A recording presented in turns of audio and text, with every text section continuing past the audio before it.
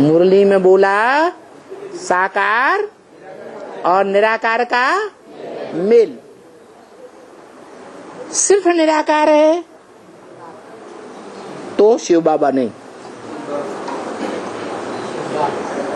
निराकार ज्योति भी हो, बिंदु भी हो, और साकार शरीरधारी भी हो। तो महाविनाश काल में कौन है शख्सियत जो कभी भी किसी को शरीर से लुप्त होता हुआ नहीं दिखाई देगा? कोई है? मनुष्य सृष्टि का बाप है, जिसे लिंग रूप में दिखाया जाता है। वो लिंग रूप साकार जो जड़ तत्व हैं, पृथ्वी जल वायु अग्नि आकाश, जिनका संघात प्रकृति है, और प्रकृति भी परा प्रकृति माना चैतन्य रूप, और उस चैतन्य रूप प्रकृति का भी बीज कौन? चैतन्य रूपी प्रकृति का भी बीज कौन है? वो लिंग। पृथ्वी जल वायु अग्नि आकाश, इनका जो संघात है, संगठित रूप है, वो जड़ है। और ये चैतन्य प्रकार परा प्रकृति जो देवताओं के रूप में मानी जाती है, अग्नि देवता, वायु देवता, जल देवता, उन देवताओं की भी संगठन शक्ति का सार माने बीज माने बाप, वो हुआ लिंग। क्या हुआ? लिंग। और उस लिंग में किसकी याद समा जाती है?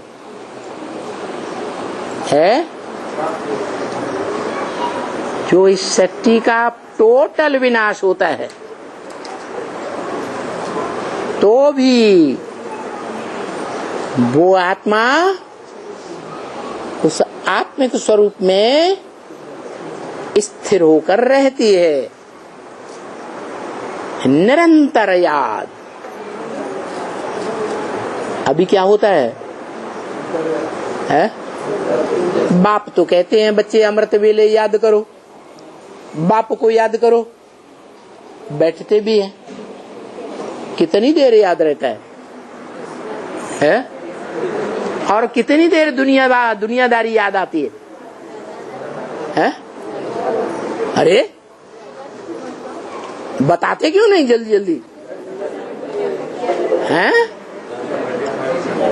अंश मात्र याद रहता है बाप, क्योंकि बाप के असली रूप को जाना ही नहीं। जाना नहीं जाना, इसलिए ब्रह्मा मुख से बोले हुए ब्रह्म वाक्य जिन्हें मुरली कहा जाता है, उनमें बताया क्या बताया है?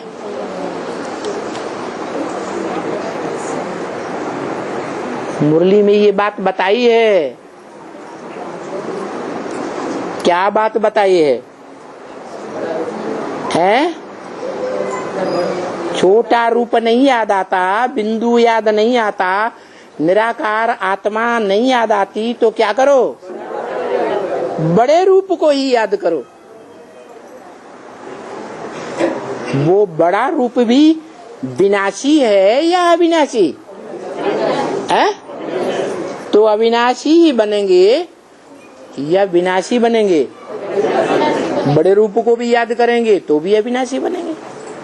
फिर ये भी बता दिया कि बड़े रूप को याद करते करते छोटा रूप भी याद आने लगेगा। तो महामृत्यु के समय 500-700 करोड़ मनुष्य आत्माएं देह की स्मृति को याद की स्मृति के प्रैक्टिस से छोड़े।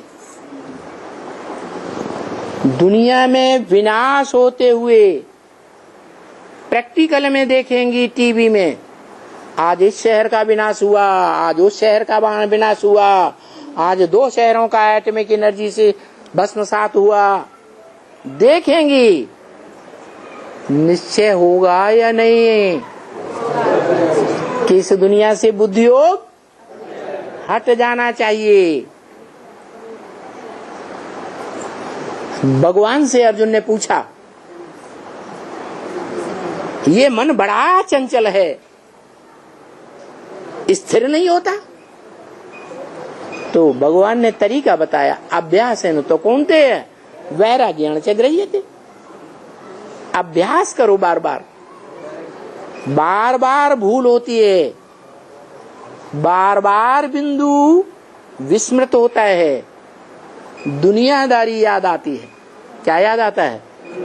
इन आंखों से जो कुछ देखते हो है, जिसे तुम बहुत अच्छे से अच्छा समझते हो, जहाँ बहुत दिल चली जाती है, दिल जाती है तभी तो याद करते हो।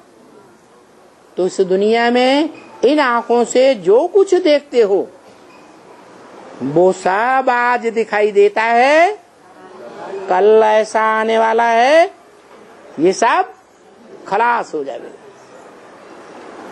कोई कितना भी सहयोगी मित्रवत आचरण करने वाला अपने को दर्शाता है, दिखाता है कि हम तुम्हारे बड़े मित्र हैं, बड़े प्यारे हैं, बड़े हेजे हैं, वो सब धोखा दे जाएंगे। नहीं विश्वास बैठता है? विश्वास बैठता है? ऐसा होगा? मुख से भले कह दें, लेकिन फिर अमृत वेले याद में बैठेंगे तो कौन याद आएगा? इससे साबित होता है कि विराग पैदा नहीं हुआ है। राग माने प्यार और विराग माने विपरीत राग, विपरीत प्यार, वैराग। इन आंखों से जो कुछ देखते हो सबसे वैराग आना चाहिए, तब क्या होगा? उनसे बुद्धियोग हट जाएगा।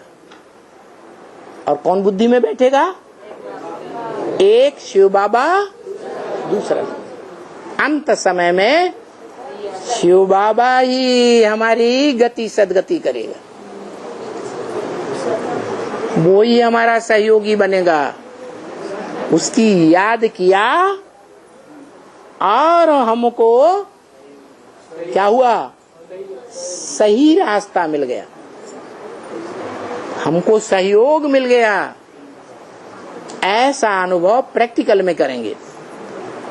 जो अभी बोलते हैं, क्या तुम बच्चे मेरे को जितना याद करते हो, अपन को बिंदु रूप आत्मा समझकर मुझ बिंदु रूप बाप को जितना याद करते हो उतना मैं तुम्हारे साथ हूं। तो साथ होने का अनुभव होता है। हाँ, कितनी देर, कितनी देर अनुभव होता है? ना के बराबर।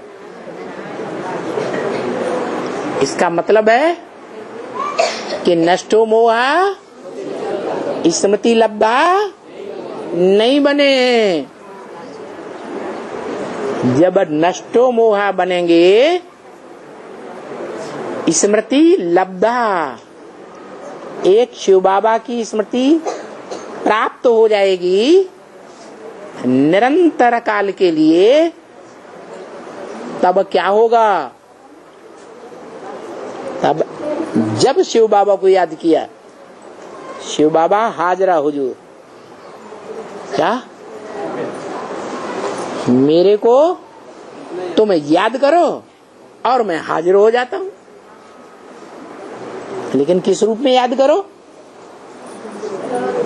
साकार में, निराकार रूप में याद करो। प्रैक्टिकल रूप में याद करो। प्रैक्टिकल माने जो शरीर के साथ प्रैक्टिकल करके दिखावे। ऐसे नहीं ज्योति बिंदु फुदक फुदक फुदक फुदक करके हमारे पास आ गया और हमने अनुभव कर लिया कि बाबा हमारे पास आ गया। ये प्रैक्टिकल अनुभूति है क्या? नहीं। तो बोला मुझे याद करो तो तुम्हारा विकर्म विनाश हो जाएगा। कर्म नहीं, विकर्म। जो विपरीत कर्म किए हैं मेरी श्रीमत के बरखिलाफ, वो पाप कर्म है, वो सब नष्ट हो जाएंगे और तुम मालिक बन जाएंगे। क्या? हाँ, तुम विश्व के मालिक बनेंगे।